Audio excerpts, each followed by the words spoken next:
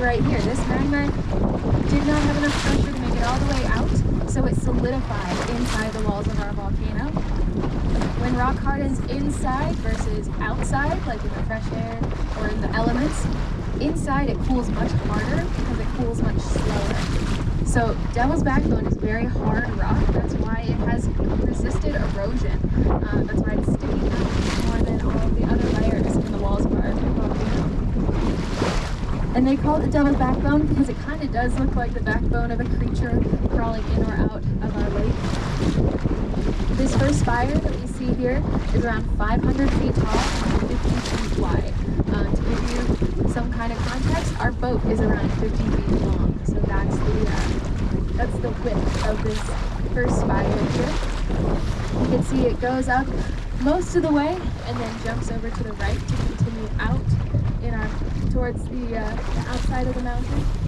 And what's really interesting about these dikes that we can see and some of the layers that we have inside of our volcano, to geologists, this is a really special place. There are a lot of calderas in the world. There are a lot of calderas that have lakes in them, actually. The Crater Lake is special for a lot of reasons, and one of them is because you can see these layers and the plumbing. This volcanic dike acts as like an artery of a volcano for the plumbing. And most other calderas are either in the tundra, they're covered in ice and snow all year long, or they're in the jungle and the Amazon, and they're covered in vegetation and trees. You can't see the layers, you can't hear each other. This place is very, very special for geologists. Does that dike continue down under the water? Oh, that's a good question. I'm sure it does.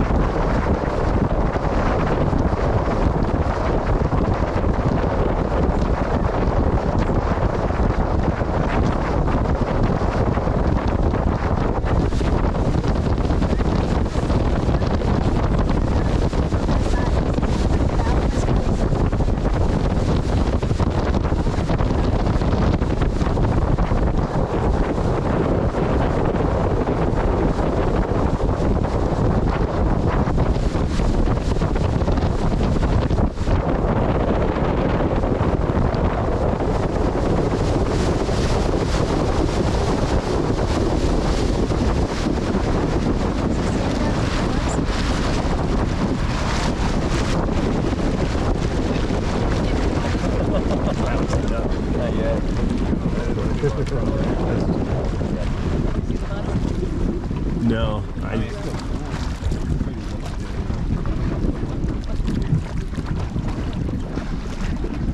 On the other side of our wall, you might be able to see the last remaining bits of snow that we have on this side of the caldera. We We got a lot of snow this winter, 10 feet above our average, which was pretty incredible. Back home, I'm used to about 33 inches of snow. This winter, I experienced 52 feet of snow, which was pretty incredible. Just to shovel your car out every week takes about 2 hours. there's not much to do around here except for skiing and snowshoeing. All of our roads shut down. All of our trails are gone. So all that you really can do is experience Crater Lake with an incredible amount of snow, which is just absolutely worth it. But if you're a big skier or snowshoer, you can circumnavigate the lake. I think about 100 people embark on that journey each year. Most of them turn around before they get halfway. But it takes between 3 or 5 days. You have to do snow camping. You will probably get stuck in a blizzard. It's definitely a journey, but well worth it to the end. This is Wizard Island. This is a cinder cone, like I said before. We have about 20 cinder cones in our park. So if you see anything that is Wizard Island shaped in our park, you have most likely found a cinder cone. This is a perfect example of one. A lot of people ask me what kind of animals you can find on this island. Nothing too big. You can find chipmunks and ground squirrels, you can definitely find some birds. And there are garter snakes that live on this island. And what's interesting about these snakes is garter snakes tend to have yellow rings around them. On Wizard Island, we call it this black rock.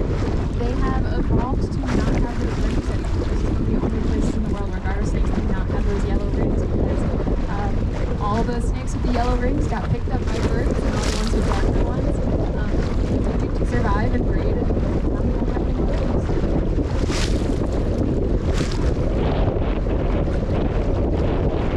This lake is ever frozen over? Has this lake ever frozen over? That's a good question. Yes.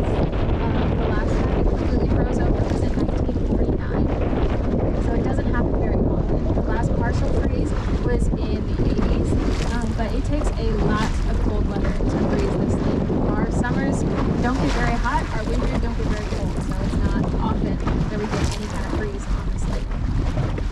And if you look behind me, there's sort of a dent in the walls of our caldera. That is Discovery Point Pull-Off, if anybody has passed by there.